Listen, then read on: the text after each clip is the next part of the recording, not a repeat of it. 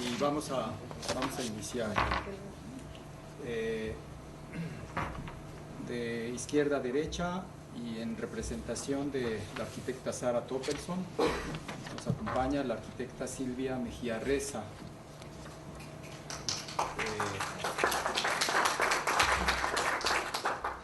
La arquitecta Elvia del Olmo, que está invitada desde origen. La arquitecta Margarita Chávez de Caso. También la arquitecta Martelena Campos Newman.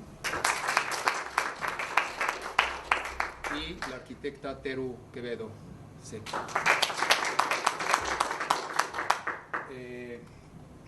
Haciendo un esfuerzo muy especial para estar con nosotros por distintos motivos y después de estar prácticamente retirada de actividades gremiales, aceptó con mucho aprecio y con el acercamiento que muchos años tuvimos trabajando de manera simultánea para el Colegio de Arquitectos en una época muy interesante del Colegio de Arquitectos. En algún periodo de esta época, el arquitecto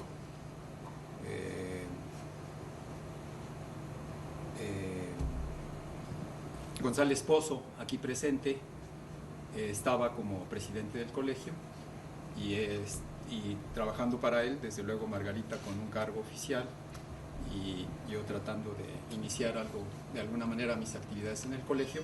Hicimos eventos muy interesantes y ahorita recuerdo uno que seguramente a ellos les va a parecer importante, que fue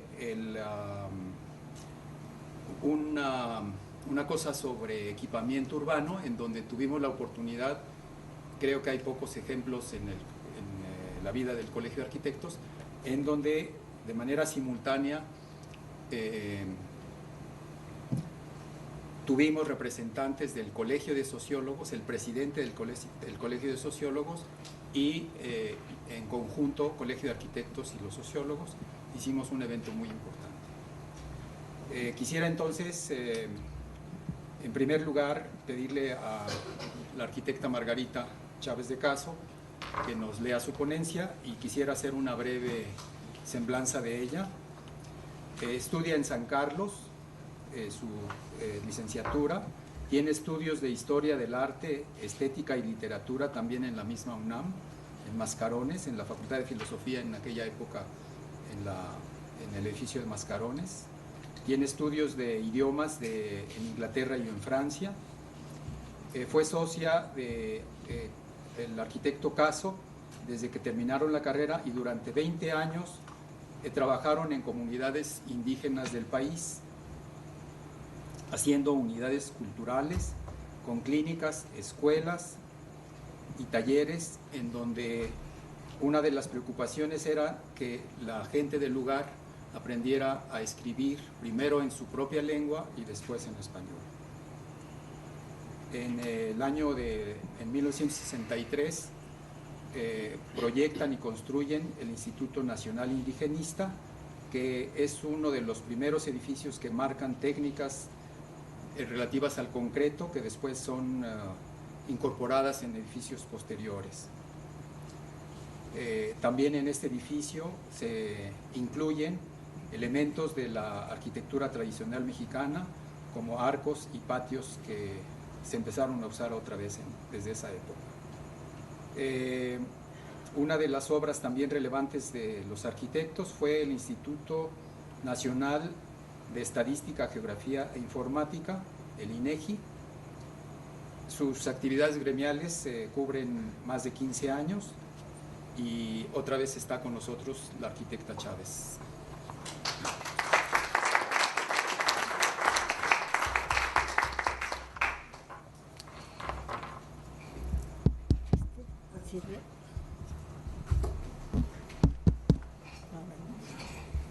Creo que no hace mucha falta.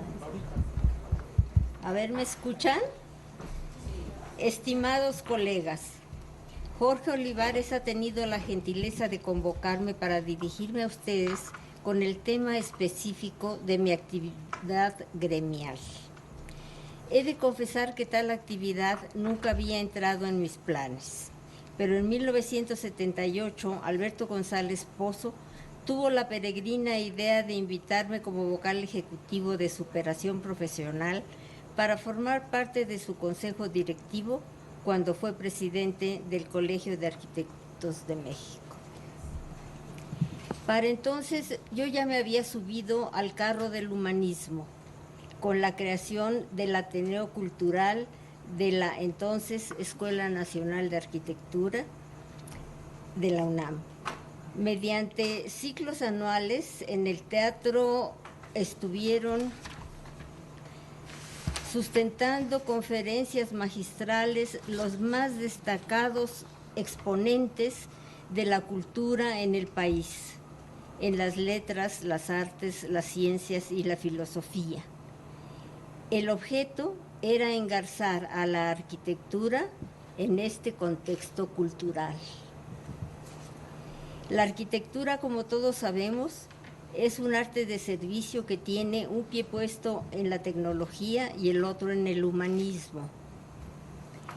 En el vértigo de una maravillosa tecnología es fácil olvidar que su objetivo sigue siendo el hombre. La globalización y los medios de comunicación tienden a uniformizar las expresiones culturales. El desmedido incremento demográfico, el desequilibrio ecológico que amenaza con acabar con nuestro mundo, son la problemática del hombre de la actualidad. Solo en la satisfacción de las proposiciones de arte de construir y hombre para quien se construye, con su propia filosofía, su propia idiosincrasia, identidad y sus tradiciones plásticas, encuentra sustento la creación arquitectónica. Solo así podemos aspirar a crear la imagen objetiva y duradera del México de hoy.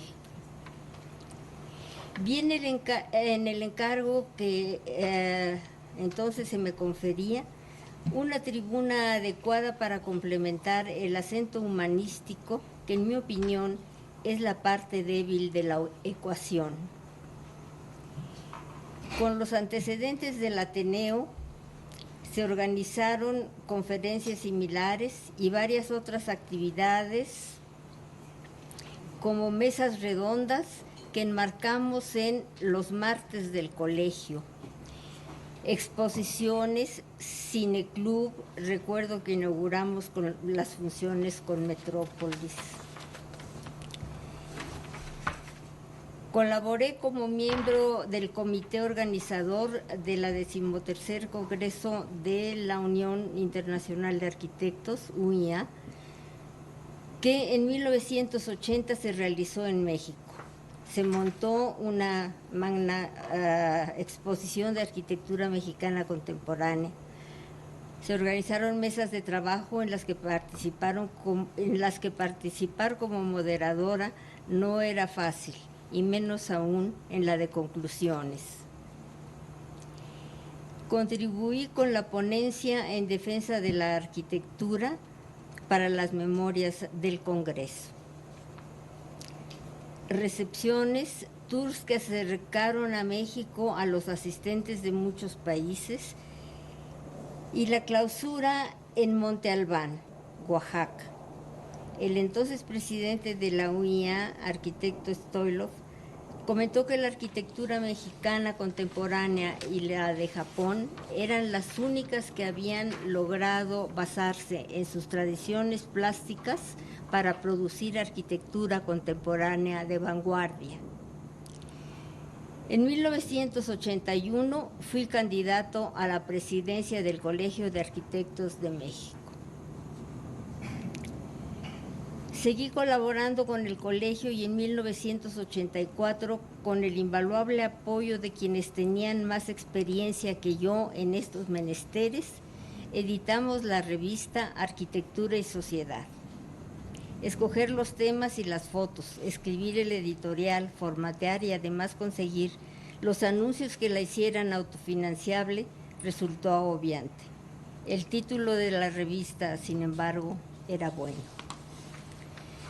Pertenecer a la Junta de Honor no agregaba nada a mis propósitos, pero fue una distinción que aprecio. Al recrearse con el vigoroso impulso de Mario Pani, la Academia Nacional de Arquitectura, tuve el honor de colaborar con los grandes arquitectos que fueron nuestros maestros hasta que quedaron establecidos los estatutos y objetivos de la Academia. Siempre me pareció que el colegio era para los arquitectos y la Academia era para la arquitectura. Ocupé la vocalía de la Comisión de Sesiones y Difusión de la Academia durante años que constituyeron una de las épocas más satisfactorias de mi vida profesional. En 1988 fue elegida académica emérita y miembro vitalicio del Consejo de Eméritos de la Academia, lo que considero la mayor distinción que he recibido. Ocupé el sitial 5 que había dejado vacante don Enrique del Moral, lo cual significó un honor adicional. La labor de difusión se hacía en las sesiones académicas mensuales, para las que se escogía por la vocalía la hora de los académicos, generalmente la más reciente, y se explicaban mediante diapositivas, planos o maquetas las razones del proyecto. Igual se dedicaban sesiones a los demás aspectos de nuestro quehacer profesional, como docencia, teoría, etc. Después de cada conferencia se abría el debate entre pares con los demás académicos y desde mi punto de vista eran sesiones de las cuales todos salíamos enriquecidos. Organizamos viajes en ferrocarril en coordinación con los respectivos presidentes de otros capítulos para visitar in situ obras significantes en Guadalajara, Monterrey, San Luis Potosí, Zacatecas y Aguascalientes, así como Puebla. Me enorgullece haber formado parte de la terna para la elección de presidente de la Academia Nacional de Arquitectura. Hubo otras muchas cosas que también intentamos realizar: filmación de las sesiones académicas, programas para televisión, entrevistas y obras, una página en internet, una revista equiparable a las internacionales que nos hubiera colocado en otros países. Pero en la ininterrumpida secuela de la vida y de las instituciones es inevitable que queden aspectos pendientes para que personas más capaces que nosotros y en circunstancias más favorables puedan seguir recorriendo esos caminos. Aún así podremos considerar que algo de lo que se hizo resultó útil en la medida que hayamos podido sostener nuestra visión de la arquitectura, que nos hayamos solidarizado con nuestro gremio, siendo congruentes con nosotros mismos. Después de alrededor de 3 lustros, mi incursión en los asuntos gremiales concluyó por el ingente deseo de reintegrarme de tiempo completo a mi despacho de arquitectura como socia que fui de Alejandro Caso. Sin embargo, esta etapa de mi vida profesional fue para mí plena y la recuerdo con gratitud para aquellos que la hicieron posible. Buenas noches, muchas gracias.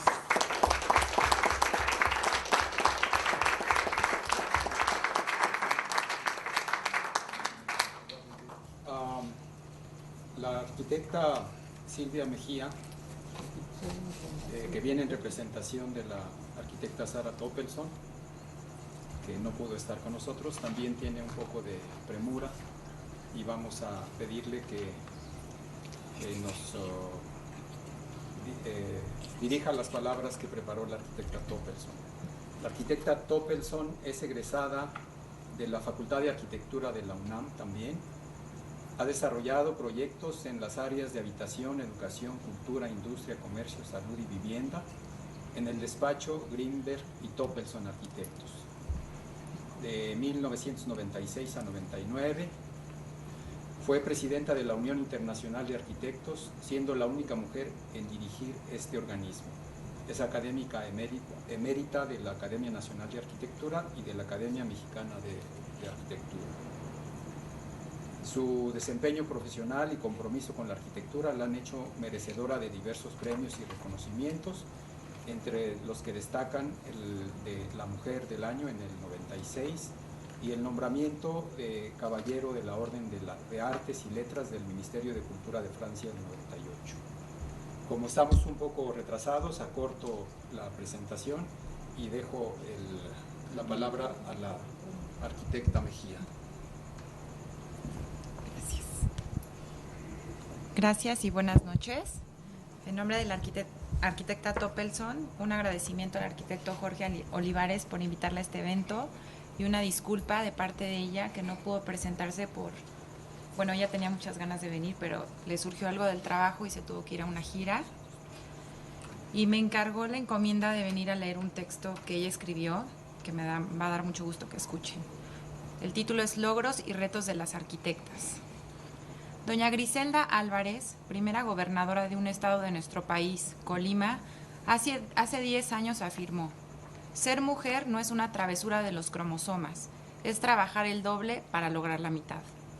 Uno de los temas de reflexión que nos ocuparon en las últimas décadas del siglo XX es el relativo a la participación de la mujer en las actividades productivas, económicas, intelectuales, políticas y sociales que tradicionalmente no eran consideradas parte de su campo de desarrollo. En el transcurso del siglo XX y sobre todo los últimos 50 años, hemos construido la cada vez más activa participación de la mujer en diversos campos profesionales. Si bien con divergencias, ya que en algunas áreas aceptaron fácilmente esa integración de la mujer, sobre todo aquellas actividades relacionadas con la educación, asistencia social, psicología, enfermería, etc. Algunas profesiones en las áreas de ingeniería civil, ingeniería electrónica y entre ellas la arquitectura, ha sido más lenta y difícil la integración y la participación de la mujer. Sin embargo, se ha incursionado en esta. Hoy la situación es totalmente diferente. En México fue pionera en nuestra profesión la arquitecta María Luisa Deza de Milán, primera egresada de la Escuela Nacional de Arquitectura en 1937. Comenta que en esa época en la escuela había un total de 106 alumnos, de los cuales únicamente 5 eran mujeres. 3 décadas más tarde, en la Escuela Nacional de Arquitectura de la UNAM, ya contaba con 5,000 alumnos aproximadamente. 1,000 ingresaban anualmente, de los cuales el 10% eran mujeres. Hoy esta proporción ha variado radicalmente y podemos afirmar que el 50% del alumnado en las escuelas de arquitectura es femenino.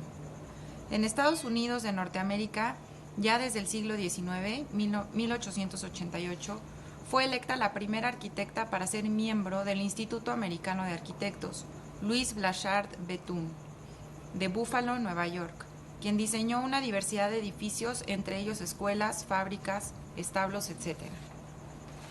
Pasó un siglo para que una mujer fuera electa presidenta de este instituto.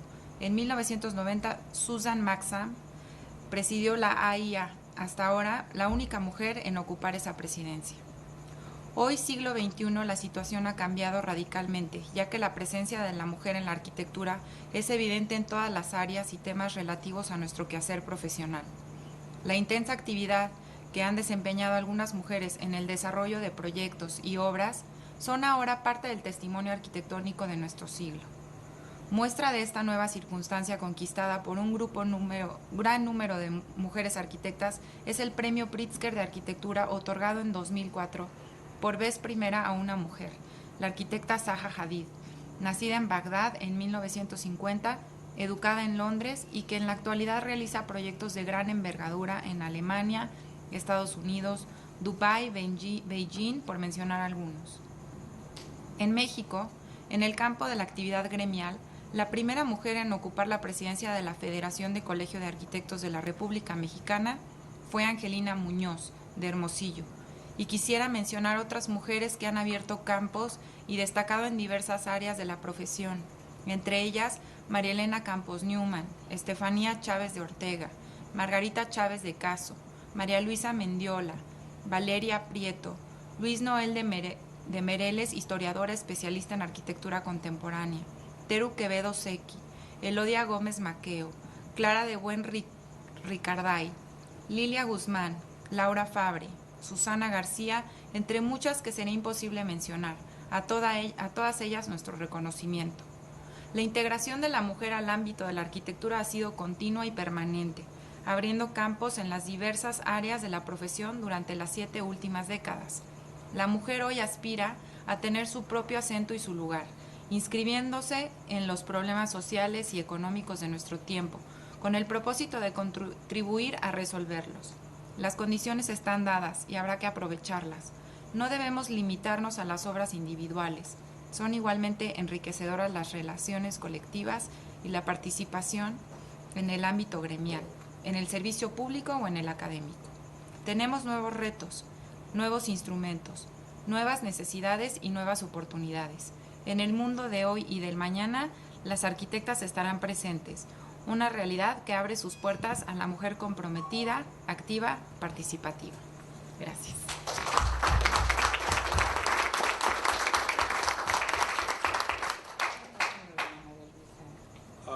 Vamos a dejarlo aquí, ¿no? Vamos a seguir con la presentación de la arquitecta Marta Elena Campos Newman de la Mora. Ella no es egresada de esta escuela, ella es egresada de la Universidad Iberoamericana.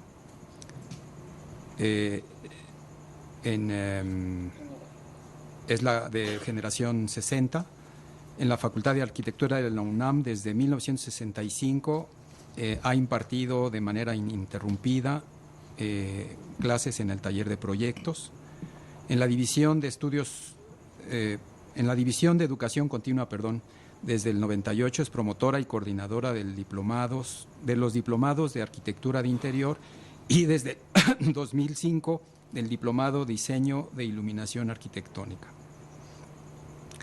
En febrero de este año termina su tercer periodo como coordinadora de especializaciones en arquitectura y urbanismo del Centro de Investigaciones y Estudios de Posgrado. Me voy a cortar y quisiera señalar también que es académica de número de la Academia Nacional de Arquitectura, miembro del Colegio de Arquitectos, del IDA, del AMDI y de Carimós. Con ustedes la arquitecta Marta Elena Campos Newman. Gracias.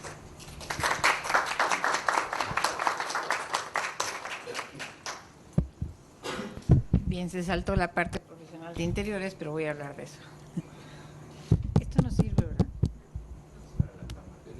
¿Es para la grabación? Ah, ok.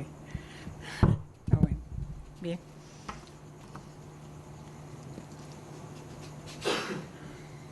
Bueno, voy a bosquejar la práctica de arquitectura interior, lo que ha significado para mí, que ha sido una disciplina fascinante. Y luego voy a reflexionar un poco sobre la mujer en la profesión, en lo cual coincido con algunas de las ideas expresadas por Sara en su discurso, ¿no? Giovanni Klaus Koenig señala que el contenido de la arquitectura es aquello que ésta contiene, o sea, el espacio. Yo añadiría que la arquitectura no solo es espacio, sino lugar de relaciones humanas, lugar de encuentro entre las personas, ese cruce de caminos que resulta un espacio arquitectónico. Por lo que cada vez estoy más convencida que la arquitectura se hace de dentro hacia afuera, y es una sola, que la arquitectura no es una escultura y luego a ver qué le pongo dentro. Aquí me acuerdo de una anécdota del Pelón de la Mora, que decía que González Rull le recordaba una tía suya, que ponía el sartén, le echaba sal y luego decía, ¿qué le ponemos a esta sal? Que así González Rull ponía una trave y luego decía, ¿qué le ponemos a esta trave? Entonces hay que ir de adentro hacia afuera y no empezar por afuera, ¿no? Para mí la labor de un arquitecto está más cerca de un director de cine que de un escultor. El escultor crea volúmenes, el director construye vivencias. La arquitectura debe de ser el cobijo de las vivencias. Para construir un espacio hay que hacer antes el guión, saber qué es lo que se quiere provocar. Entonces, a través de esas ideas, el espacio se va conformando, la forma va apareciendo, siendo el arquitecto el artífice de ese espacio. Mi hija, que es coreógrafa, además de arquitecta, me hizo notar que en el espacio no se está pasivo, sino que existe un proceso vital que establece una relación entre el espacio y el sujeto, porque el espacio se desplaza, se llena, se afecta con la vida, o mejor dicho, el espacio se hace, y en ese hacer está la vitalidad que no hace al ser humano objeto, sino protagonista. Es decir, nosotros nos movemos en un espacio, no es una foto de la que vemos parcialmente, nosotros en las fotos encuadramos, pero cuando nos movemos en el espacio percibimos de distinta manera, no percibimos solamente con el sentido de la vista, sino con todos los sentidos, y percibimos más acá, y no son las fotos bonitas que salen en las revistas solamente, sino que tenemos que ver todo el recorrido, como comentaba ayer en una entrevista de Barragán, ¿no? En este espacio al que considero un escenario, yo reconozco la luz como medio primario que lo define, a las instalaciones como proveedoras de confort, donde el color y los materiales lo expresan y el amueblado sugiere escenas dentro de ese espacio. Podríamos decir que en la arquitectura la estructura o envolvente se contempla para una larga vida, la distribución interior o escenario para una vida intermedia, y el ambiente o la imagen, la escena, para una acción específica que debe de adaptarse a las necesidades cambiantes de cada momento, época y tipo de espacio, para mantenerse en concordancia con estas y con la organización funcional. La creación arquitectónica es un proceso que no necesariamente es lineal. Algunos proyectos son bastante complejos y requieren integrar un equipo multidisciplinario, coordinado por un autor principal que le imprime su sello, pudiendo ser parte de ese equipo, entre otros especialistas, un arquitecto de interiores que se integre al proceso vital de expresión.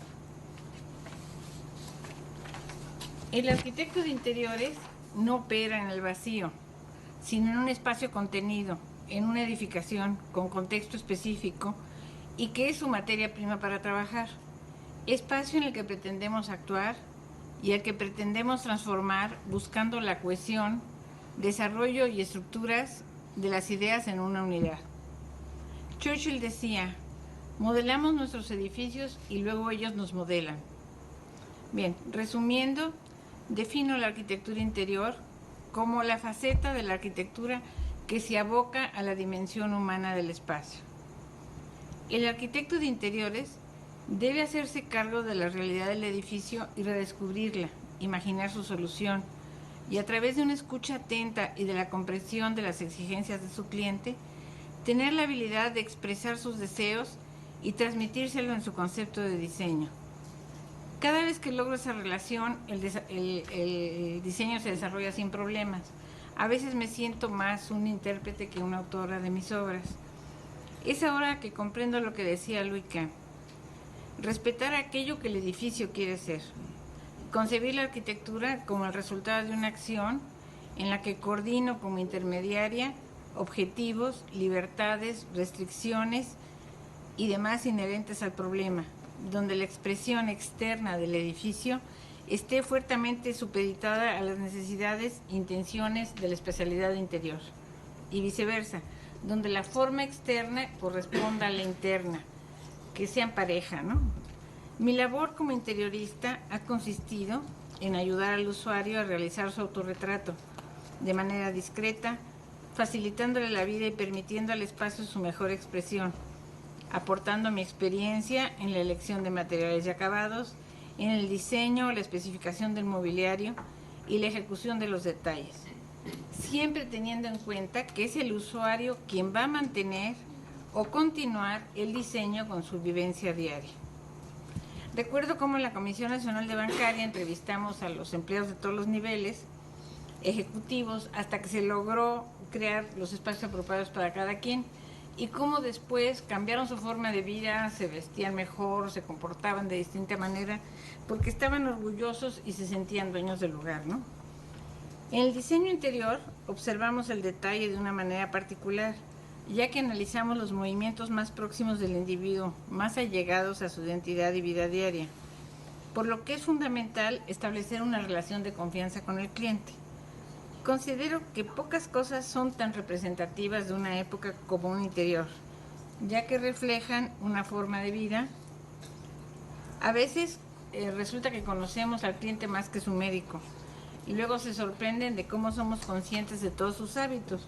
Observamos cómo se comportan, dónde guardan sus cosas, cómo se mueven, y ya no solo hablando del diseño corporativo, sino el de casa también, que es muchísimo más delicado. Pienso que la diferencia entre abordar un interior y la estructura del todo de un edificio quizás radique únicamente en que se utilizan distintas escalas. Se trata en realidad de diferentes capas de complejidad, pero tanto una como otra son disciplinas que al fin y al cabo comparten las mismas ideas, los mismos principios, aunque ciertamente llevadas a cabo de diversa manera, pudiendo haber sido o no estas concebidas de forma simultánea. Bien, después de un recorrido sobre los sustentos que dan validez a la arquitectura interior, es aquí donde quiero hacer una reflexión personal, y en vista de que hoy estamos aquí reunidas un panel de mujeres en un día de reconocimiento a nuestra labor profesional. Recordemos a Eileen Gray, Charlotte Perriand, Lily Reich, Anja Baumhoff, Marianne Brandt, Gunther Stolz, todas ellas arquitectas precursoras, entre otras del diseño de interiores, que fueron en su mayoría reconocidas como integrantes del equipo de un destacado arquitecto, quienes además de su aportación al proyecto, su trabajo consistía en anclarlo a la realidad, en estar controlando la situación, pero sin robar demasiada cámara, sin estar en primer plano. Esto ahora ya no es así. Algunas de nosotras queremos alternar funciones, otras queremos hacer todas al mismo tiempo, buscando coordinar los tiempos y las habilidades. De jóvenes tenemos toda la energía, pero no todas las destrezas, ni una clara conciencia del tiempo. Para el único que sí hay conciencia, que hay un tiempo específico, es para ser madres, si queremos serlo. Esto y otras pausas en la vida de la mujer hacen que nos desarrollemos y alcancemos el reconocimiento profesional a mayor edad. Antes, un menor número de mujeres, aquí voy a mencionar cosas muy parecidas a las que mencionó Sara, antes un menor número de mujeres estudiamos arquitectura y a la mujer profesionista no se le tomaba en serio. Hoy día vemos que las cifras de profesionistas en formación están equilibradas. Esto puede contribuir al balance indispensable de talentos y capacidades que particularmente en nuestro quehacer profesional es vital. Deseo que todas las mujeres de ahora logren formar un equipo alrededor de ellas que las apoye física y moralmente para lograr poner menos pausas en su preparación y que se cuestione menos si se está preparada para llegar o no, porque es mujer. Encontrar un nuevo modelo que equilibre la vida laboral, la familiar y la personal. Los resultados y la capacidad de las personas deben ser los principales factores de decisión en la asignación de una responsabilidad, así como en la evaluación del desempeño de la misma.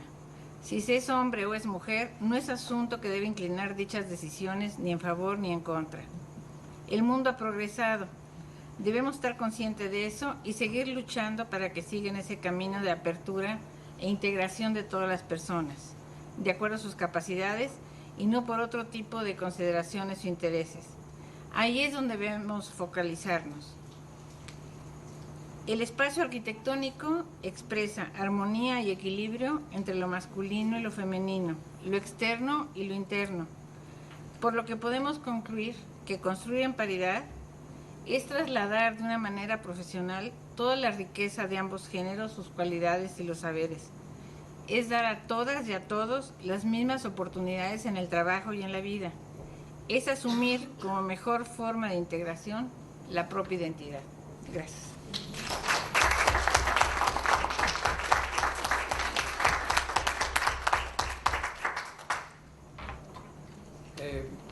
para irnos un poquito más rápido, y ojalá que la arquitecta Elvia del Olmo nos ayude también con el tiempo, la quisiera yo presentar también con mucha brevedad,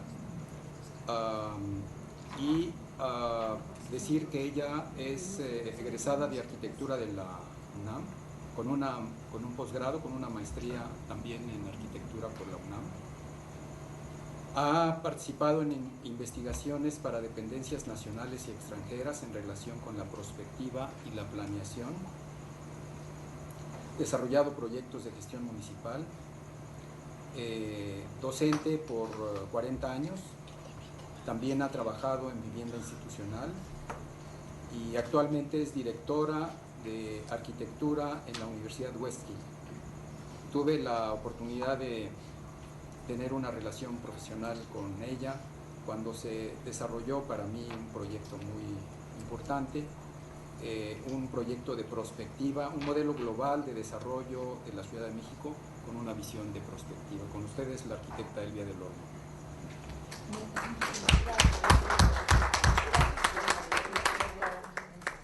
Bueno, a mí me da mucha pena porque yo pretendía hablar de la historia de las arquitectas, porque el tema que me ofreció Jorge fue la enseñanza de la arquitectura. Pero por otro lado me dijo, oye, no, pero también habla de perspectiva y está muy difícil hablar de las dos cosas. Entonces yo pensé que era mejor hablar de mi experiencia personal en la carrera. La etapa en donde las arquitectas estuvieron fue una etapa diferente porque la escuela era pequeña y los estudiantes eran de lo más elitistas. La etapa que me correspondió a mí quizá fue la siguiente, un poquitito después. Había un poco más de competencia, ya en mi salón eran 10 mujeres y 150 hombres, por decirles, en cada grupo, ¿no? De las cuales pocas nos recibimos y pocas ejercieron. Claro, estaban personas como Sara Toppelson, que estuvo en mi generación, ¿no? Pero bueno, yo considero que desde mi punto de vista personal que el camino que nosotros tuvimos que recorrer fue difícil, bastante difícil, porque nos exigió mucho esfuerzo, mucha dedicación y nos metimos en un campo que era privativo del hombre. Entonces, la verdad es que nosotros éramos como invasoras, habíamos transgredido y casi no se nos perdonaba eso. Generalmente, y esa fue mi experiencia, y fui testigo muchas veces de que los profesores nos dijeran, ¿y tú qué estás haciendo aquí? Vete a tu casa a hacer frijoles, o cosas de este tipo, ¿no? Era un trato con muchísima incomprensión y yo creo que hasta una actitud un poco misógina y despectiva generalmente. O sea, eso nos costó mucho trabajo porque nos generó un doble esfuerzo, fíjense, un doble esfuerzo. Primero, reconocer que éramos tan capaces como los hombres y después empezar a ocupar un espacio dentro de la carrera porque era muy difícil que nosotras pudiéramos tener un papel importante porque estábamos rompiendo con modelos tradicionales que nos habían de alguna manera nos habían dado nuestros padres y veníamos de una familia tradicional y teníamos muchas cosas. Ya simplemente incursionar en la universidad era una cosa difícil. Por ejemplo, a mí me costaba mucho trabajo llegar a dar clases con pantalón, no me daban permiso. Así de fácil, ¿no? El mundo era completamente diferente. Yo me acuerdo cuando hice mi maestría, perforaba tarjetas, o sea, todo fue diferente. Ahora esa evolución que hemos visto en la tecnología y en toda esta evolución, participación de la mujer y todo, es algo bien interesante, bien bonito, a mí me parece extraordinario. Sin embargo, nosotras con esa evolución tan rápida de la tecnología y de los cambios de la sociedad en general, no nos permitió, yo considero, crear un modelo alternativo de mujer. De todas maneras tuvimos que hacerla de mamá, o muchas veces de mapá, muchas veces de maestra, de compañera, de todo, trabajadora, no sabíamos qué hacer con los hijos, si es que los teníamos. Y bueno, el origen básico de nuestra participación en la escuela, que yo también viví, entraban dos tipos de mujeres arquitectura, más o menos. Las que eran bellas, se iban a casar y venían a conquistarse un galán, y las otras eran las que eran tan poco atractivas que lo que necesitaban disponían de mucho tiempo. Entonces, pues ya, ¿no? ¿Qué iban a hacer? Pues iban a poner a estudiar, iban a hacer las geniecitas. Entonces, en esa disyuntiva nos encontramos toda la vida y fue muy difícil abrir un camino de profesionalismo, como dicen las arquitectas, porque la otra cuestión fue, bueno, ¿a qué nos dedicamos? Todavía estábamos rompiendo un modelo tradicional, nos queríamos casar, pero al mismo tiempo queríamos destacar en la carrera, pero al mismo tiempo queríamos tener hijos, pero no, o sea, no hicimos nada, la verdad. No pudimos proponer un modelo alternativo y nuestro resultado fue simple y sencillamente optar por cosas que más o menos estaban a nuestro alcance, que era muy cercano a nosotros, pues dar clases, ¿no? La docencia, estudiar, éramos muy estudiosos la mayoría, o sea, inteligentes sí somos, eso sí. Pero, bueno, ¿cómo lo podíamos demostrar? Yo no tengo currículum de ese tamaño, ¿no? Me parece extraordinario. Pero hay una cosa bien importante. Muchas de ellas se casaron y tuvieron un apoyo de su compañero que fue muy importante para desarrollarse dentro del campo profesional. Es bien difícil ir por el camino solo y poderse desarrollar. O tener un compañero de otras carreras o de otras áreas y realmente no lo entienden a uno para nada. No entienden cómo puede estar trabajando toda una noche, 2 noches y cuidar al hijo. Yo tenía una compañera que tenía un hijo hiperkinético y la pobrecita lo tenía que cargar y dibujar sus planos, porque además me hubiera gustado que estuvieran jóvenes, teníamos que hacer planos, pasaban toda la noche, no con el AutoCAD, le hacíamos así y ya estaba. Entonces, nuestro trabajo fue dificilísimo, se nos cayó una taza de café porque estábamos cuidando al bebé, o sea, fueron cosas así curiosísimas que nos pasó toda la vida. Yo la verdad veo la vida dificilísima, pero ¿qué encuentro en la universidad? Pues yo en la universidad he visto que, bueno, además de dedicarnos a la docencia, algunas otras nos metimos en el campo profesional, otras simple y sencillamente recibieron su título, lo colgaron y ahora sí, a tener hijitos y a hacer una vida bonita, ¿no? Como debe de ser, la verdad, porque no sabíamos qué otra cosa seguía. Yo hasta este momento, a través de toda mi vida, todavía no sé qué sigue. Y creo que lo importante sería que nosotros ya ahora fuimos adoptando personalidades diversas. O sea, de acuerdo a los medios, a las circunstancias y todo, nos fuimos adaptando, pero estábamos más bien reproduciendo modelos masculinos, porque nosotros todavía no nos identificábamos bien, no sabíamos que éramos más sensibles o que teníamos la misma capacidad, o sea, teníamos muchas dudas en la vida. Lo estoy diciendo por muchas compañeras como yo, pues hemos luchado, la verdad, hemos tratado de encontrar caminos y de alguna manera comunicarnos con los demás. Bueno, nosotros tuvimos, yo quisiera que entonces entráramos a un campo que me parece bien importante.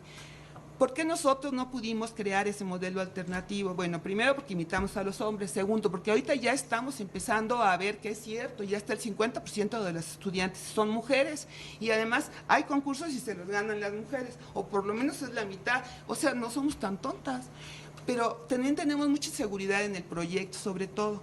O sea, podemos ser buenísimas en las estructuras, en la historia, en la memoria y todo eso, pero todavía tenemos como dificultades, y esto lo he visto, lo he experimentado en muchos años de mi carrera como profesora, el miedo que les da proyectar, el miedo que da entrar en ese campo. Eso es lo que yo he descubierto y he visto. He sido profesora de la Metropolitana, de la Nacional 25 años, diferentes lugares, y bueno, son afortunadas las que tuvieron oportunidad de hacer proyectos excelentes, porque la verdad la mujer tiene una sensibilidad especial. A lo que yo voy es que realmente me llama muchísimo la atención, porque tengo que hablar más rápido, si no Jorge me va a cortar. Me llama mucho la atención que a pesar de toda nuestra vida en la profesión, jamás nos hayamos acercado realmente al campo del espacio doméstico, del espacio de lo cotidiano, a tratar de rescatar nuestros valores, nuestras tradiciones, a diseñar la vivienda, pero no como la diseñaron los arquitectos elegantes de la época primaria, donde hicieron grandes conjuntos de las casas que ellos tenían en el Pedregal, le hacían chiquititas. O sea, ¿creen ustedes que realmente el problema de la vivienda sea un problema de dimensiones? Ya las están haciendo de 36 metros cuadrados. Ya ahorita al rato van a estar parando así dormidos. Y eso se los puedo decir porque trabajé muchísimos años en la vivienda institucional. Entonces el camino no es ese, el camino es que no nos hemos sentado, pero ya no como género, nos hemos sentado a reflexionar acerca de cómo deberíamos de diseñar la vivienda. Que nosotros venimos de una sociedad que viene de familia compuesta, de familia mixta, que siempre llega el compadre, el abuelo, el tío, todo el mundo vive junto, que se establecen redes de apoyo entre la gente, que nosotros no necesitamos casas bellas, ni el papá ni la mamá, la familia nuclear está por desaparecer, y eso lo dijimos en el modelo de desarrollo hace montones de años, pero realmente tiene pocas posibilidades de desarrollarse la familia nuclear, porque cada día el problema de la falta de dinero, de las carencias y todo hace que hombre y mujer trabajen y nadie se ha ocupado de resolver los problemas. A lo mejor nuestra vida no está en eso, a lo mejor son cuartos y lugares comunes donde se aproveche la capacidad de todas las mujeres y de todos los hombres, todo el mundo participe, o sea, comunidades de otro tipo, formas de otro tipo, pero no se ha hecho. Entonces, en ese sentido es donde yo quisiera entrar, que si nos ponemos a reflexionar, veremos que es muy importante ver el mundo, pero hacia el futuro. O sea, entender que la prospectiva es uno de los grandes apoyos que tenemos, como lo hacemos todos los días. ¿Ahora qué voy a hacer? Pues ahora qué me voy a poner, cómo me voy a vestir, pero mañana, cuando piensa uno qué carrera va a hacer o qué es lo que sigue, siempre pensamos en qué es lo que sigue, menos en la planeación, en donde siempre se pueden crear todas las cosas, pueden inventar todo lo que quieran, pero si no le ponen fecha y monto, no sirve de nada. Entonces, la prospectiva nos ayuda porque tiene un enfoque global, trabaja mucha gente. Tenemos aquí un compañero que trabaja con nosotros en el modelo global, que definitivamente aportó muchísimo, porque lo que necesitamos es ver la totalidad, ver una unidad, ver a la sociedad en su conjunto y, bueno, llegar a consensos, tomar decisiones, apoyar, y qué mejor que el medio académico, qué mejor que los profesionales, son los que tienen que hacer eso, alguien tiene que mover esta situación, ya no podemos seguir pensando que la vivienda puede ser más mínima, entonces que me digan cuál va a ser la máxima, no se vale, ¿no? Entonces, bueno, yo solamente quería invitarlos a hacer una reflexión, me parece bien importante, y les agradezco su atención. Gracias.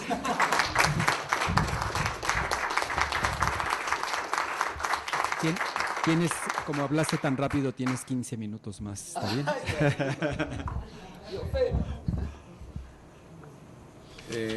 Para ir de un extremo al otro, quisiéramos tener la intervención de Teru Quevedo Seki, que también, como en otros casos, he tenido la fortuna de coincidir profesionalmente con ella en diferentes ocasiones. Ella es arquitecta, urbanista y arquitecta de paisaje. Tiene su maestría en arquitectura, egresada del Instituto Politécnico Nacional, y en sus estudios de posgrado de la Universidad Nacional Autónoma de México. Asociaciones, Sociedad de Arquitectos Paisajistas, Colegio de Arquitectos, expresidenta de la Sociedad de Arquitectos Egresados del Politécnico, SAIPEN, proyectista. Aquí me va a dar pena y le voy a recortar, espero no causar ninguna molestia. Ella ha trabajado para la Secretaría de Salubridad y Asistencia, el Instituto Mexicano del Seguro Social, el Instituto de Seguridad Social y Servicios para los Trabajadores del Estado, el ISSSTE, el Infonavit. Ha hecho proyectos para el Gobierno del Distrito Federal, la Secretaría de Educación Pública, bancos, centros comerciales y cadenas de restaurantes, entre otros. Con ustedes, la arquitecta Teru Quevedo.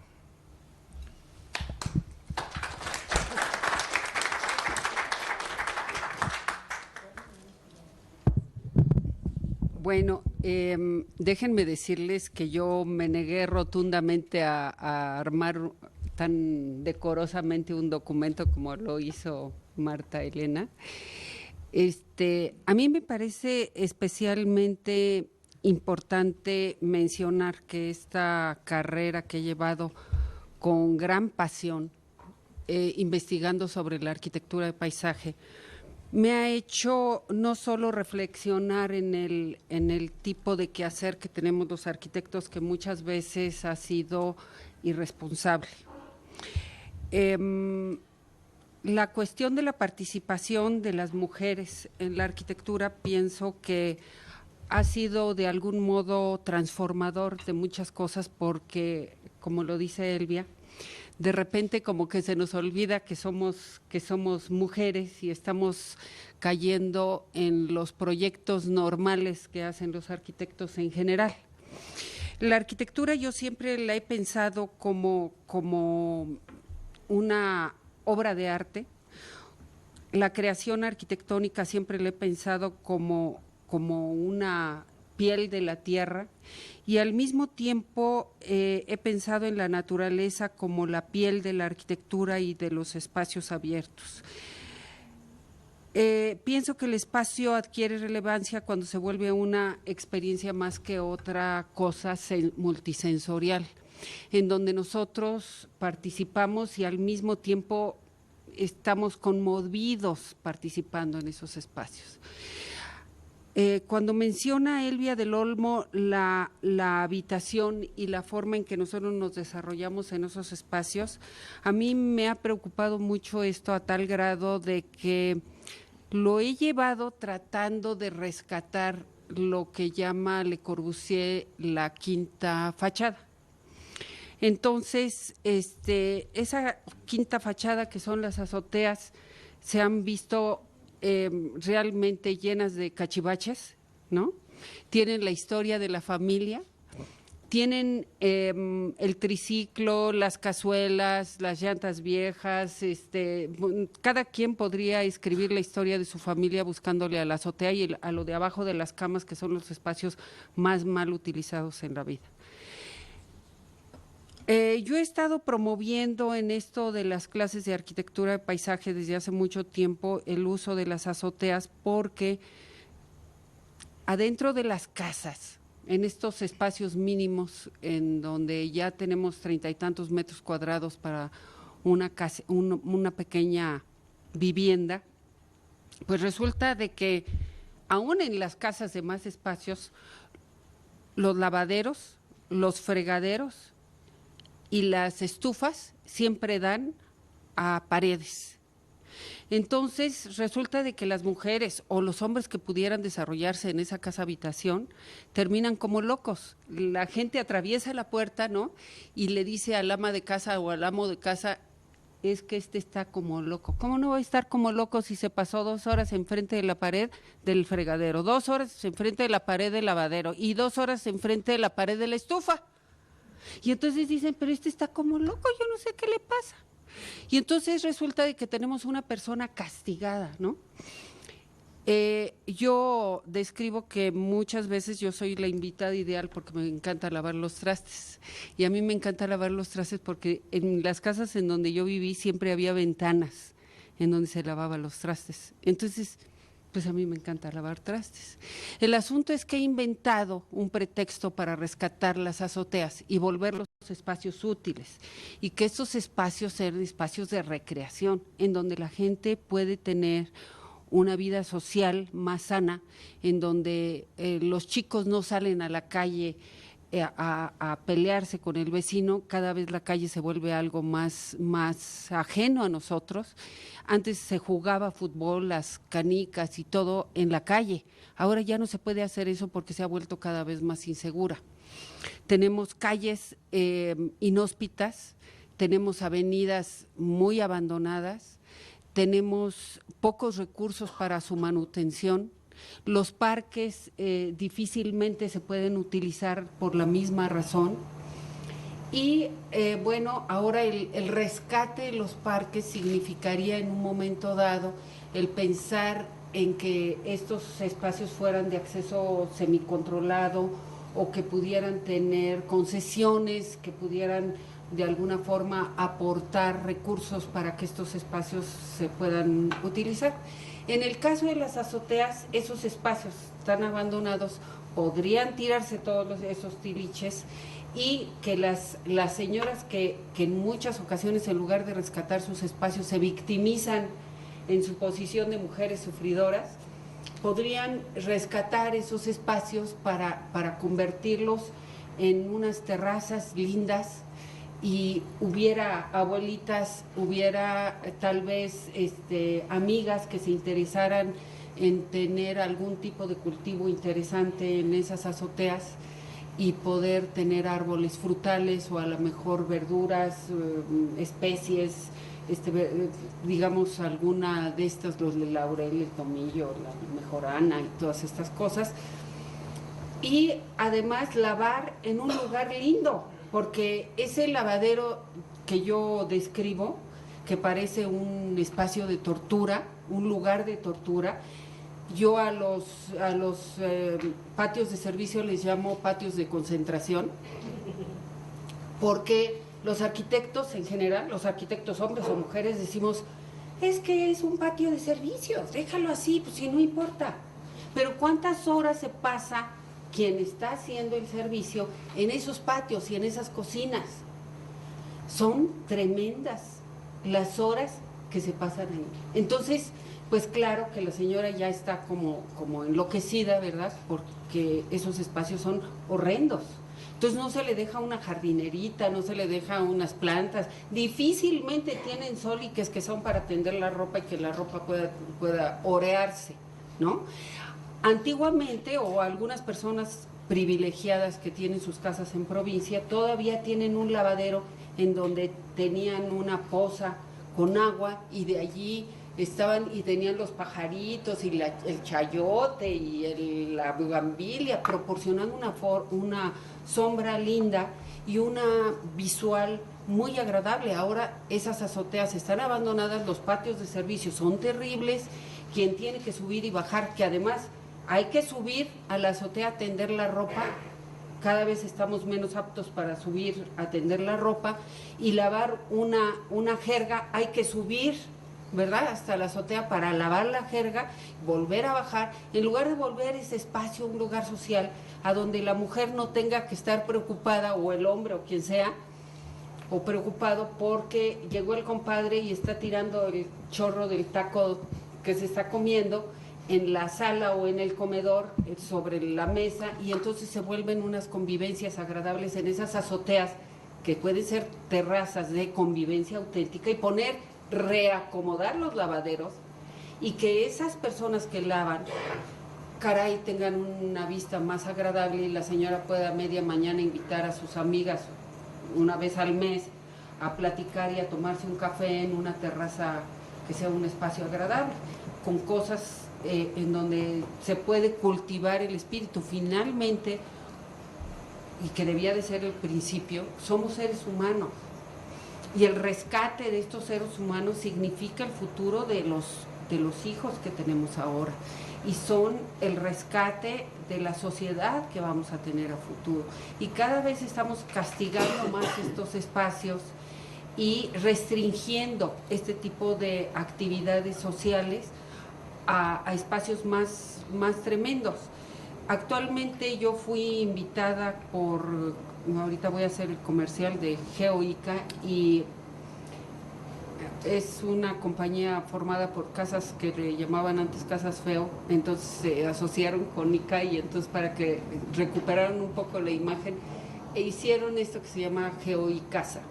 Entonces resulta de que tienen un estacionamiento tremendo que debe de tener como en la parte superior como alrededor de 4,000 metros cuadrados, en donde se van a estacionar los autos, y cada nivel son 4,000 metros cuadrados para autos. Entonces está saliendo más caro ahorita la cuestión de estacionar los autos y que pueda alguien tener un lugar de estacionamiento que la misma casa. Entonces resulta de que toda la azotea esta del estacionamiento va a tener un área de recreación muy interesante, porque entonces allí pensamos en cómo tener áreas de juego, zonas a donde pueden los niños ir a hacer sus tareas, a donde pueden los chicos noviar a los ojos de todos y que no se vuelva tampoco rinconcitos oscuros en donde después hay problemas. Zonas a donde se puede tener un internet y que se cobre, y que con eso, como una concesión, se puede mantener ese espacio limpio. Un lugar a donde pueden los chicos ir a tomar un café, un refresco, una cosa así, en esta azotea a un nivel más o menos de 11 metros, y se puede hacer deporte además.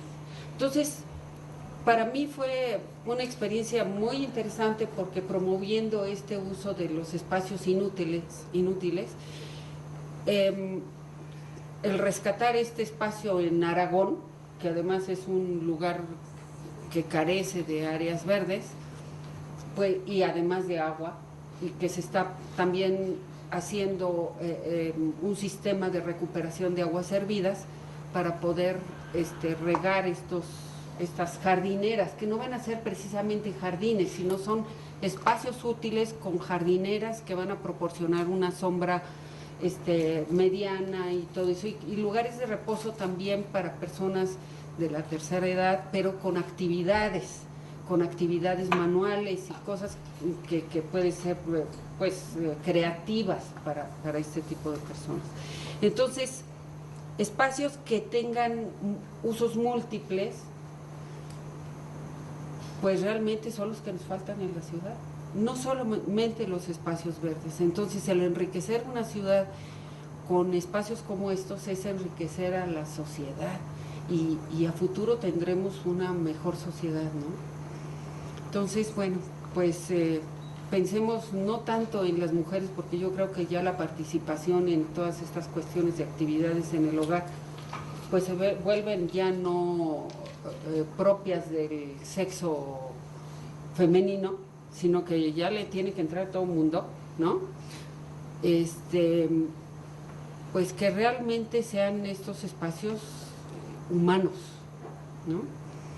Y pues invitar a los arquitectos como seres humanos a pensar como tales, no como mujeres sino como hombres, sino cambiarse los zapatitos y la cachucha y todo y ponerse en el lugar del otro. Muchas gracias.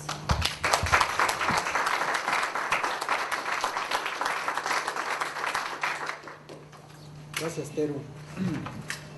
Aparte, viene de la recepción de doctorado de su esposo y nos retrasó por eso. La esperamos con mucho cariño, por supuesto.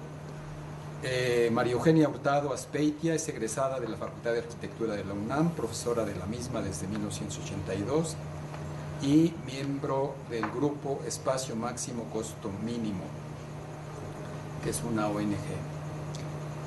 En apoyo a las comunidades sin recursos para construir vivienda, equipamiento urbano, templos en México, Latinoamérica, y ahora tuve la oportunidad de ver algunos proyectos que se están haciendo también en África. Para abreviar un poco, porque ella se tomó la tarea, tuvimos la posibilidad, y no fue posible a última hora, de que estuviera con nosotros la primera arquitecta mexicana, la arquitecta Dehesa, que es también egresada de esta facultad. Y finalmente no nos pudo acompañar, pero amablemente la arquitecta Hurtado ya lo había pensado acompañar con la presencia de ella, pero ahora va a ser en ausencia, y lo puedes hacer en el orden que tú prefieras, presentar primero lo de ella o tus propuestas. Vamos a tener la doble presentación de la arquitecta Hurtado. Con ustedes, María Eugenia.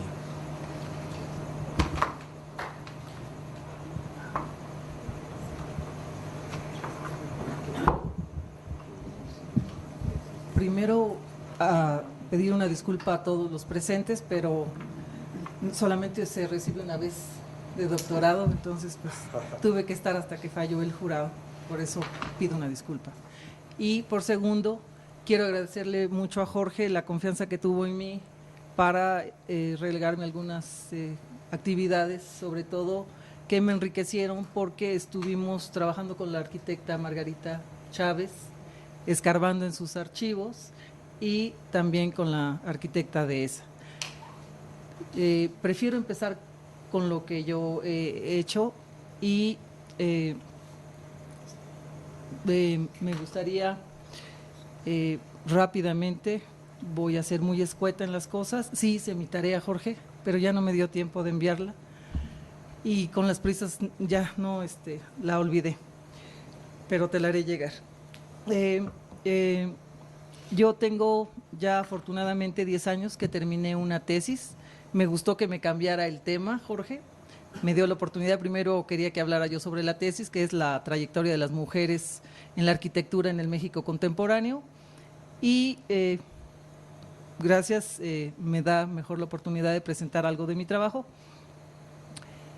Y lo único que lamento es que hace 10 años que terminé ese trabajo, que no era el primero, sí en la magnitud y en la investigación, pero sí había habido algunos reconocimientos anteriormente, primeramente en posgrado aquí de la misma facultad, después en el Instituto Politécnico Nacional. Hubo algunas semanas dedicadas a las arquitectas, Teru fue invitada y junto con otras arquitectas, que no tardo, y lo único que sí me queda es como el sinsabor de que a todas las empresas editoriales que envié la tesis, incluido Siglo XXI, Trillas, todos dijeron que era un magnífico trabajo, una investigación cuidadosa, acuciosa, pero que por el momento el tema no era interesante. A nadie le iba a interesar, entonces pues no se iba a vender. Entonces ahí está mi trabajo. Este año decidí que en lugar de coche voy a publicar ya la tesis para que salgan adelante, sobre todo la labor importante que para mí era darle su lugar a las pioneras en este campo en México. Hasta ahí esto.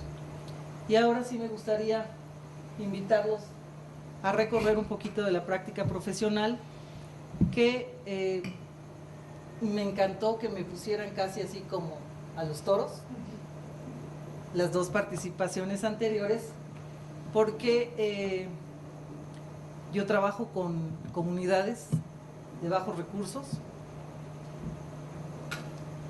y no solamente somos creadores de espacio, sino que creo que somos también algo de magos, porque el cliente con el que nosotros trabajamos casi siempre nos pide que hagamos un acto de magia, con muy poco dinero hacer muchos metros habitables. Y en eso también tenemos algunas aportaciones y algunos retos.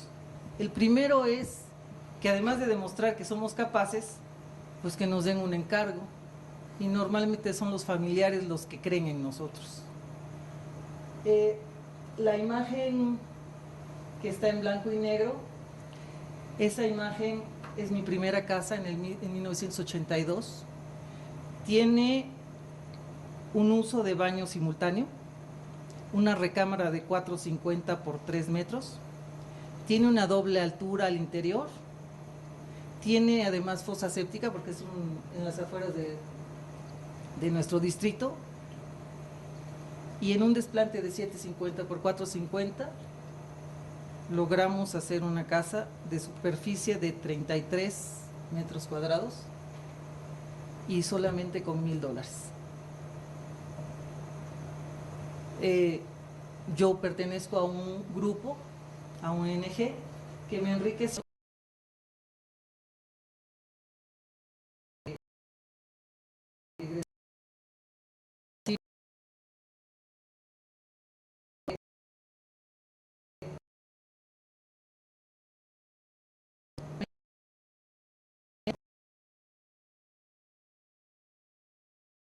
que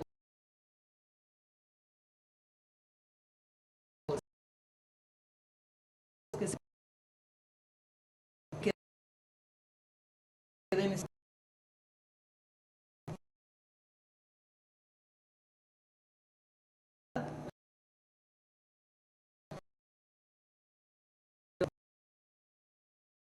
solamente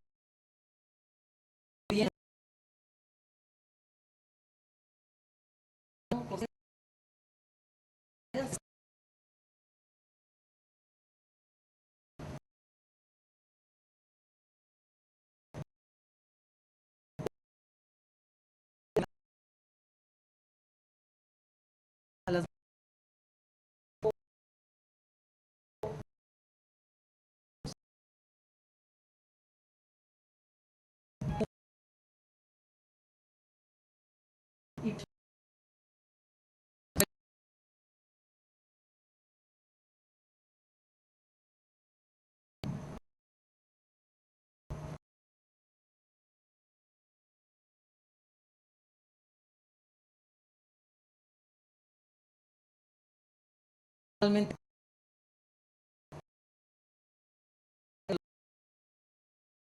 los linderos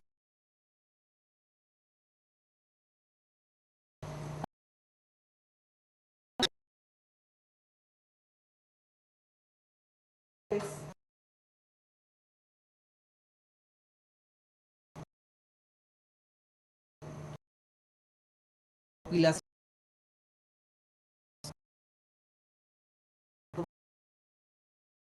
formaciones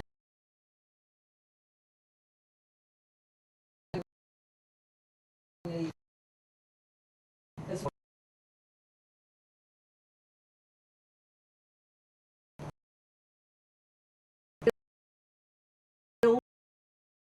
así,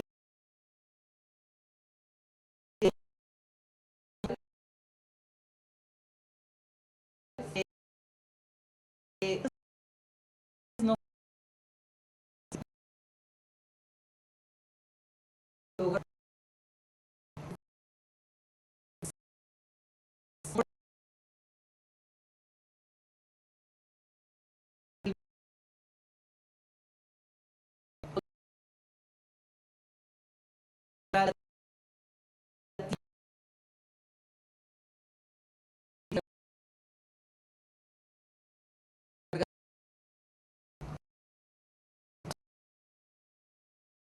sola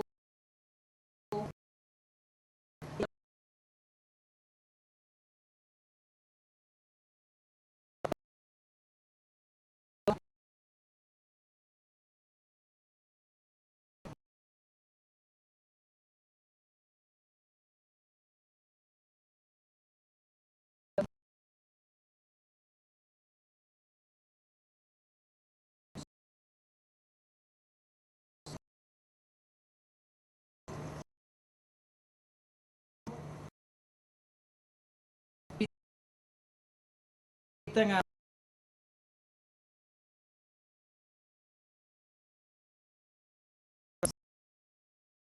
son que se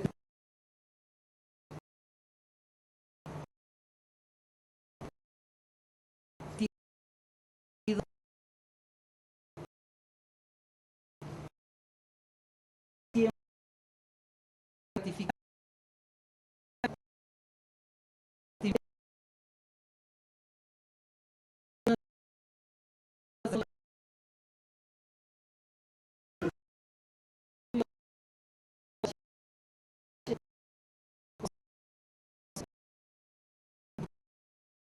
con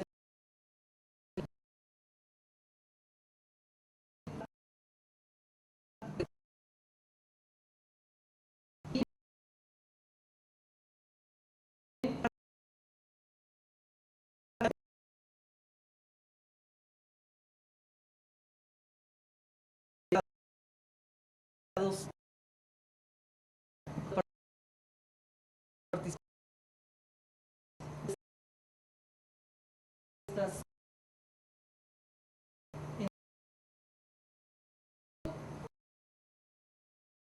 también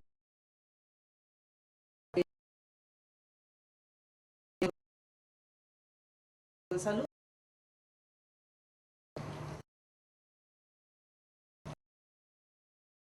El arquitecto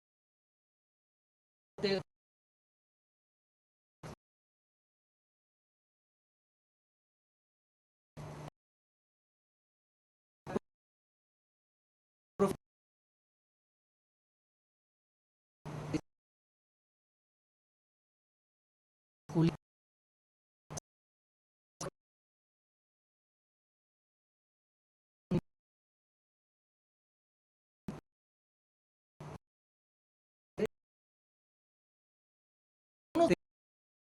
tenga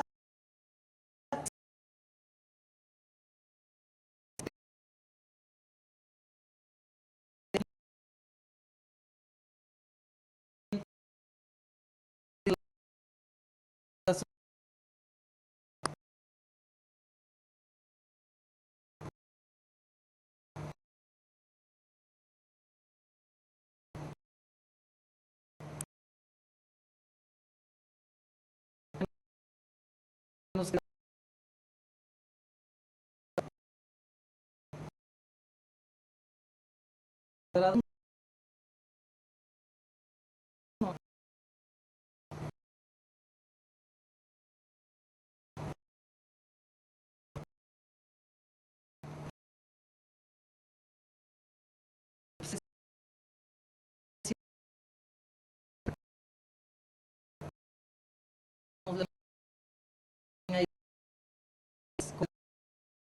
los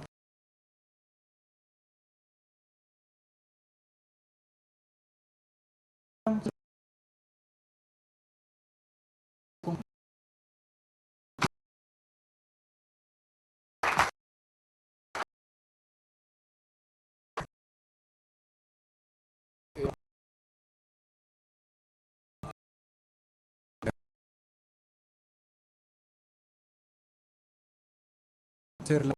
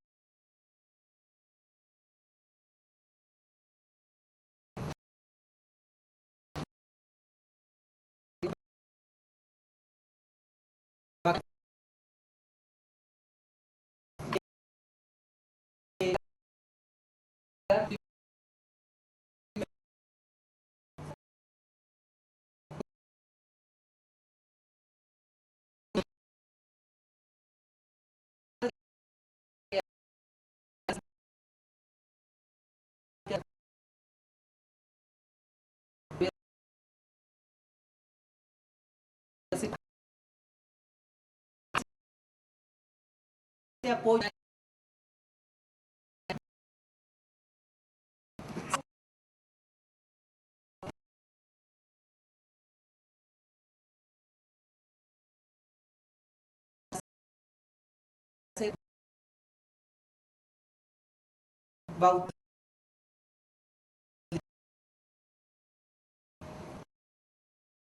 no lo que la, si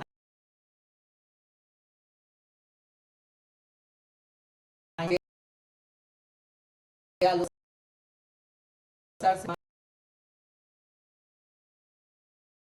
más eso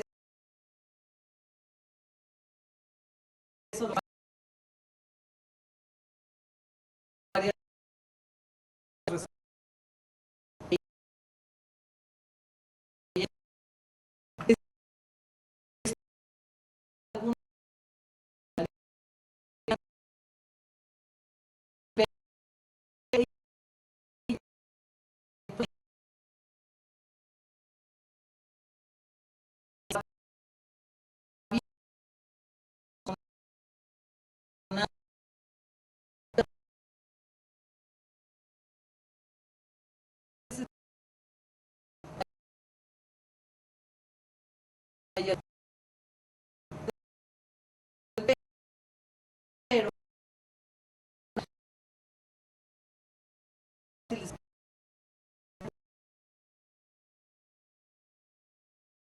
después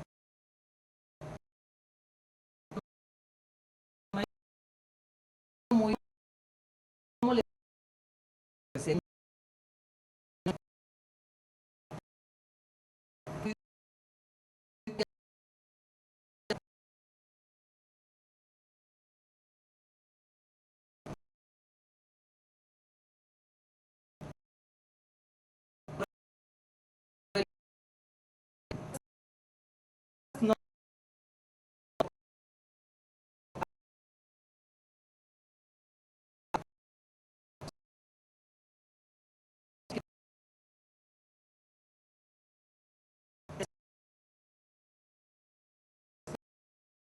no el trabajo y el estudio, que algunos maestros al contrario le dieron todo el apoyo, la invitaron a trabajar, también dio clases en algunas escuelas, sobre todo particulares, de clases de dibujo técnico y de modelado. Pero al final para ya recibirse, dice que ya estaba muy preocupada cuál era el tema que tenía que escoger y sobre todo que en esa época la ciudad universitaria pedía que los temas de tesis fueran inéditos. Dice, me parece que ya ahorita ya ningún tema es inédito, todos han sido tocados. Y ella había logrado, cuando los mandaban sobre todo a dibujar algunos conventos o algunas vecindades, descubrió que había algunos cuarteles donde había soldados hacinados y de ahí le sugirió el tema. Estas son algunas de las imágenes que hemos podido construir de la tesis y esta es parte, es la perspectiva final de su trabajo para poder obtener el grado de arquitecto. Es un trabajo laborioso, muy detallado, y dice que lo que a ella le preocupó sobre todo era no solamente hacer el cuartel tipo, sino además tratar de incorporar lo que era la vivienda para la esposa del soldado. Que porque en ese momento los estudios decían que los mayores índices de delincuencia juvenil provenían de los hijos de soldados y sobre todo de los hacinamientos que se producían, y por eso ella quiso incorporar al cuartel tipo la vivienda para el soldado. Por lo tanto, el 17 de julio de 1939, ella se recibe, su jurado la felicitó ampliamente, además de darle la mención honorífica por ser la primera arquitecta en recibirse en el país y por su alto grado de calificaciones. Se le da también además una medalla de oro. La arquitecta Deza le dio prioridad a lo familiar. Ella se incorporó a trabajar sobre todo en lo que era pensiones, ahora llamado el ISSSTE, y ella colaboró siendo supervisora sobre todo de las obras de mantenimiento del multifamiliar Juárez. Ella laboró 33 años en el sector público y hay muy pocas casas habitación, pero esta es la casa habitación de ella, donde entre uno de los hallazgos que encuentro es que es sumamente cuidadosa también del desempeño hasta del servicio. Las considera a las sirvientas personas. Parece ser que en esta época son como un abrigo, las guardan en closets, hasta sin ventanas. Y en cambio ella hace una aportación tanto a las labores hogareñas y domésticas y al trabajo doméstico. Ella dice muy humildemente que ella no hizo nada, que ella trabajó disfrutando, colaborando con grandes arquitectos, entre ellos el arquitecto Moctezuma, pero que ella sí le tuvo que dar prioridad a sus 4 hijos. Entonces que dentro del sector público se le facilitó por el horario y que por eso consideraba que nada más le había tocado en suerte ser la primera. Dentro de mi opinión, solamente, creo, y esa es la única parte que voy a leer, dice: nació en 1912 en Jalapa, Veracruz, fue la mayor de 5 hijas, educada como si hubiera sido un hijo varón. Desde niña aprendí a montar a caballo, a puro pelo, en silla vaquera, en albardón inglés y a tirar con rifle. El hecho de ser mujer no estorbaría para emprender una carrera profesional y desempeñarme en ella. Creo que esta formación fue la que le dio el refuerzo a su capacidad para haber sido pues, la primera arquitecta de México, pionera en este campo y ejemplo para muchas de nosotros. A nombre de ella, muchas gracias. Gracias.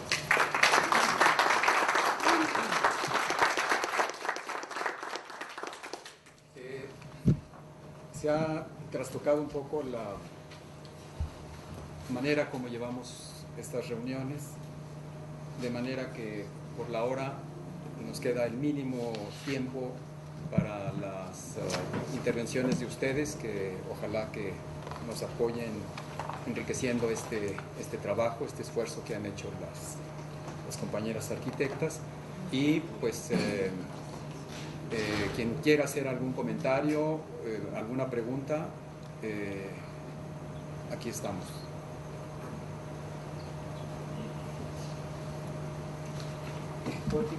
Si no hay preguntas, yo quisiera cerrar tantito haciendo un reconocimiento a todas estas mujeres como director de la facultad, si me permites. Por supuesto. ¿Sí? ¿Quieres tener el micrófono? Creo que así somos. Estamos filmando y va a salir mejor. Sí, es filmación entonces. Me hubieras avisado de Peite. Habría estado muy bien, ¿eh? Pero ya no puedo hacer nada. ¿Se oye aquí? Sí se oye. Bueno, primero, un reconocimiento a todos ustedes. Debería de haber sido un arquidiálogo por cada una de ustedes. Es decir, es muy amplio el campo y sobre todo con mujeres, tratándose de mujeres, es mucho más amplio. Estoy seguro que en la época de cavernícolas, la mujer aprendió muchas más palabras por aquella unión en una cueva, mientras nosotros nomás nos concentrábamos en una cosa que era traer al búfalo de regreso. A nosotros nos enseñaron a orientarnos desde la época primitiva, a orientarnos en el campo y estar callados mientras el búfalo tomaba agua y luego traer lo que era cazar, la cacería, llevar la comida, mientras la mujer siempre cumplió un compromiso de tener al niño y de amamantarlo y estar más tiempo con él y con muchas mujeres.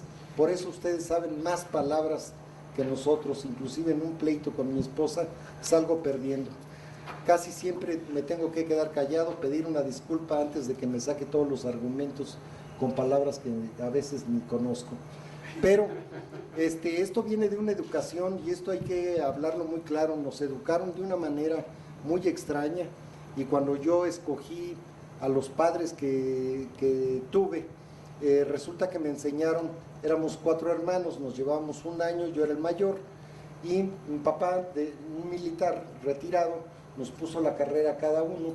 Mi hermana era la menor, siempre quisimos que fuera monja, porque así nos decían: papá, esta niña no se va a casar, ustedes se van a casar con una española. Yo no sé por qué decía eso, pero nos puso la carrera a los 4, menos a mi hermana. Pues a mi hermana le dijo: tú toma la cámara y tómanos fotografía a tu hermano Jorge, que va a ser arquitecto, Fernando, que va a ser pintor, y Hugo, que va a ser director de orquesta sinfónica. Le atinó a todas las carreras de mi papá. En primer año de primaria me atrasó a mí años para entrar juntos los 4, estuvimos juntos hasta segundo de prepa. Mi hermana acabó siendo fotógrafa profesional. Una vez que nos tomaba fotos a nosotros, pues se dedicó a eso. Ahora es muy importante fotógrafa profesional. Pero lo que les quiero decir, que en este reconocimiento a las mujeres, esto incluye parte del ejercicio con mi esposa. Mi esposa es arquitecta y somos iguales, menos para cargar. Yo soy más fuerte para cargar, ella no puede. Pero en el momento de conocerle es importantísimo que ella, descubro el primer día de casados que no sabe cocinar. Entonces yo aprendo a cocinar, pero entiendo que ella, me entero que sabe afinar un auto y sabe de electricidad, y su papá le enseñó carpintería y le enseñó electricidad, y para mí fue una salvación. Por nada y me vuelvo ama de casa, porque entonces cuando nos embarazamos yo hice chamberitas, por supuesto me entretenía, sé tejer con aguja, sé muchas cosas de cocinar, soy buen cocinero y cocino para la familia, es decir, con mucho gusto. Nos repartimos la chamba y sí, algunas cosas le tocan a ella y otras me tocan a mí, pero somos totalmente iguales. Quiero decirles que aquí en la facultad tenemos como el 60 o el 70% de mujeres en puestos. Claro que algún día va a tener que haber una directora de esta facultad, pero la mayoría de los puestos son de mujeres porque son en el ser en el que yo confío. Hay el 50% de mujeres aquí ya en la facultad y solamente falta un brinco un brinco para desarrollarse profesionalmente y que más gente seamos conscientes de abrir el campo para ellas.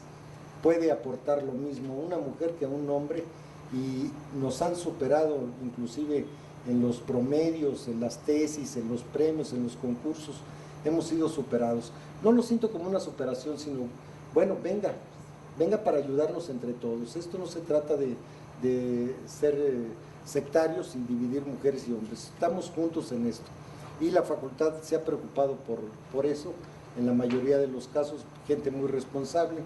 Ya se me fue Olivia Huber, pero Huesca, maestras o gente, funcionarios que tengo aquí, las mujeres son las más confiables. Quiero agradecerte, Jorge, y al Colegio de Arquitectos esta invitación, esta oportunidad. Ojalá hubiera sido con más tiempo y ojalá un día hagas un diálogo de mujeres una por una. Tienen mucho que decir aquí y en su casa y en todos lados. Hacer una invitación. Esta es su facultad, es la facultad de todos y de hombres y mujeres. Aquí somos iguales todos. Muchas gracias. Gracias.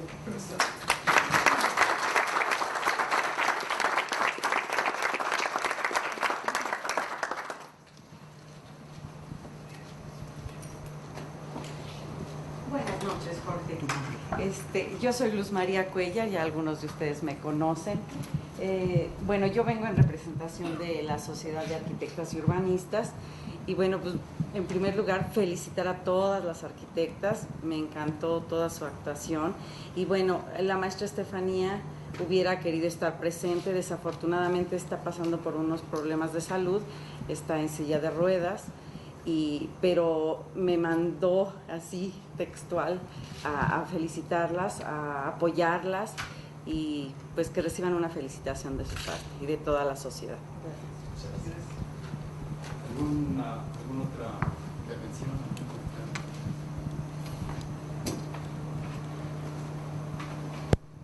El arquitecto González.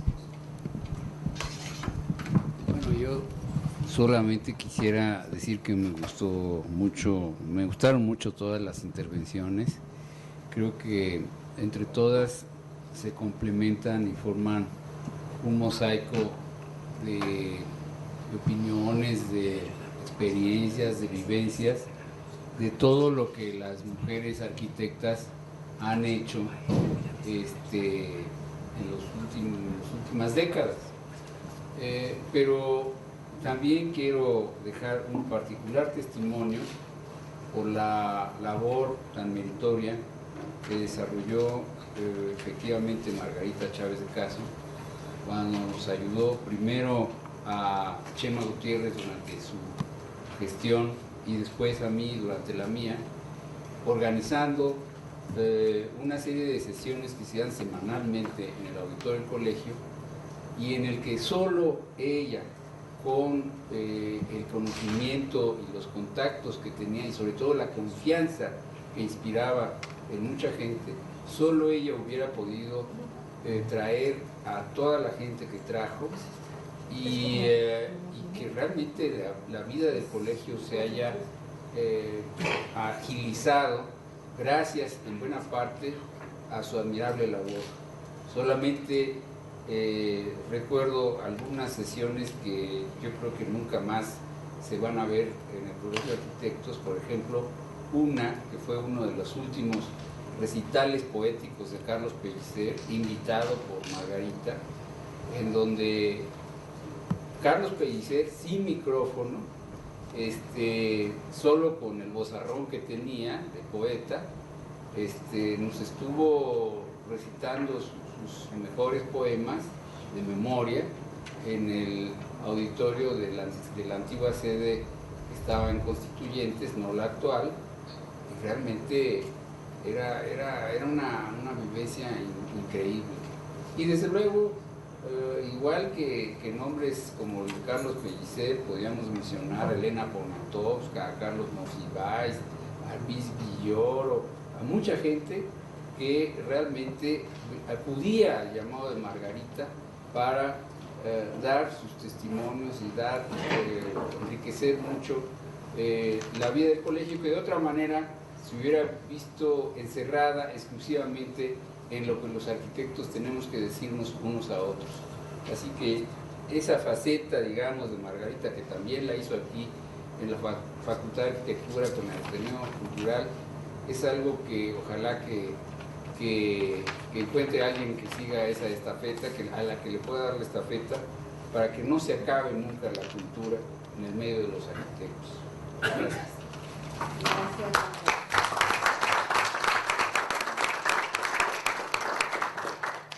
¿Algún otro comentario? No quiero dejar de hacer 2 o 3 anotaciones, engarzando con lo que nos comenta el arquitecto González Pozo y con Margarita, que siento que fue mi madrina, junto con el arquitecto González Pozo y José María Gutiérrez, para mis participaciones en el Colegio de Arquitectos. Con ella, creo que lo comenté al principio, pero no estaban todos, me voy a aprovechar otra vez. Organizamos un evento muy importante sobre el equipamiento para el tiempo libre en la Ciudad de México. En esa ocasión estuvo Raquel Tibol, estuvieron escritores, estuvieron periodistas, y es el evento que comentaba que realizamos en combinación con el Colegio de Sociólogos. Quisiera dejar una invitación, porque yo creo que este grupo que es representativo de las arquitectas y que seguramente pueden tomar el reto. Hice un par de notas. Hay una mujer que en el siglo XIX sabía que su hijo iba a ser arquitecto. Su hijo nace, ella se llama Anna Lloyd Jones. Su hijo nace el 8 de junio de 1867, es decir, en este próximo junio, pues serán 140 años de que nació Frank Lloyd Wright. Supongo que ella era inmigrante en los Estados Unidos, y supongo que mujeres arquitectas en aquella época, en aquel país, no había muchas. Decoró el cuarto de su hijo con piezas de arquitectura a las que tuvo acceso y que eran los ahora pósters de héroes que tienen los muchachos.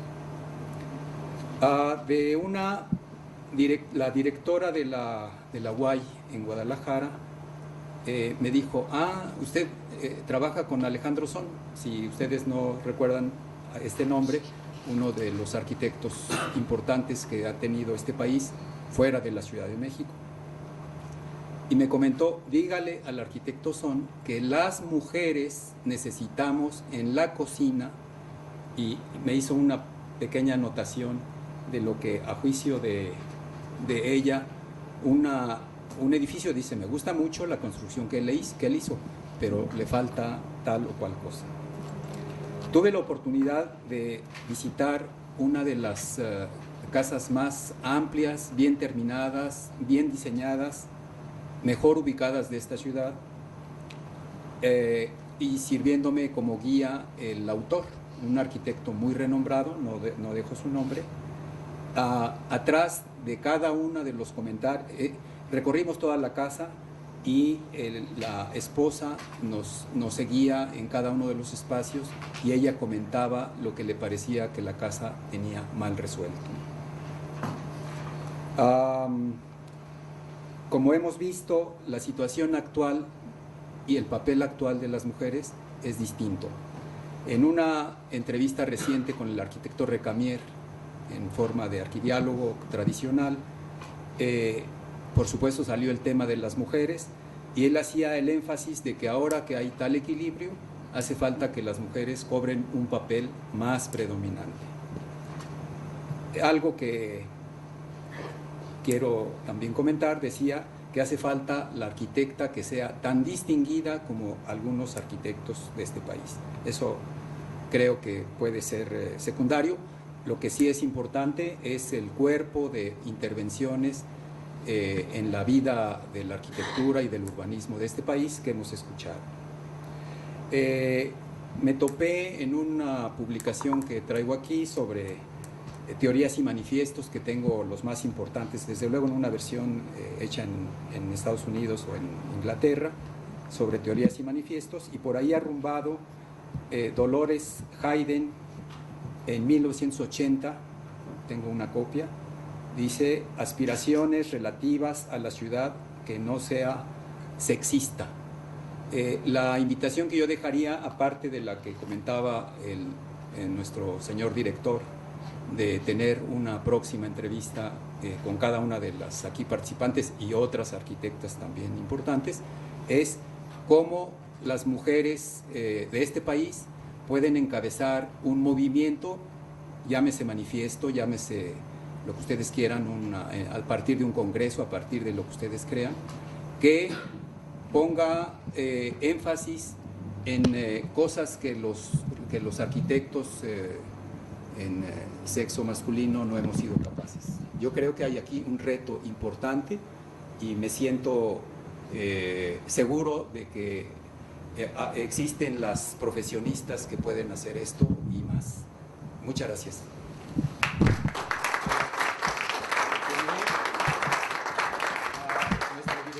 Que entregue unos diplomas que están diseñados en el Colegio de Arquitectos. Con mucho gusto, dice CAMSAM, Colegio de Arquitectos de la Ciudad de México y la Sociedad de Arquitectos Mexicanos, entrega el presente diploma Tero Quevedo, en este caso como reconocimiento a su destacada participación en el programa Arquidiálogos Nueva Época. Firma Juan Key, presidente del CAMSAM, y Jorge Olivares Larraguibel, el coordinador. Tero.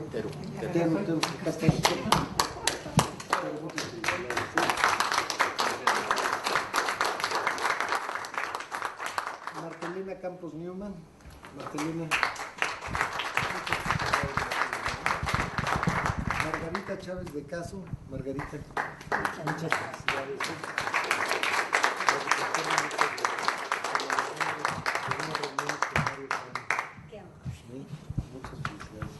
Elvia del Olmo.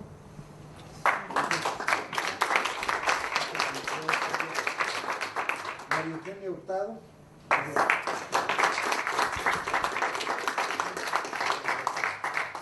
Y para María Luisa Deza Gómez, que se lo podemos entregar. Muchísimas gracias. Muchas gracias. Pues mi último comentario, y no quiero dejar de hacerlo, hacer estas reuniones es verdaderamente difícil. Yo tengo 15 años en esta labor y me ha tocado desde ir por el arquitecto, acomodar las sillas, poner la cámara, poner la grabadora, y en esta ocasión he cometido una falta terrible. No he acudido a las áreas correspondientes para conseguir la autorización para que utilicemos este espacio. Pido una disculpa pública. No se va a repetir y espero que nos vuelvan a invitar por aquí. Gracias.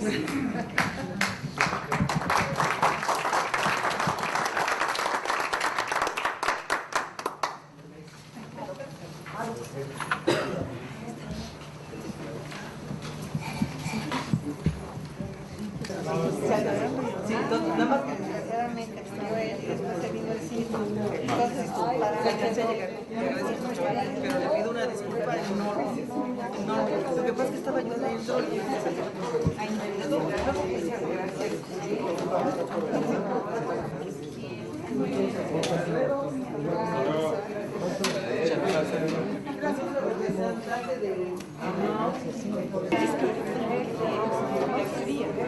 Claro que sí, como novia.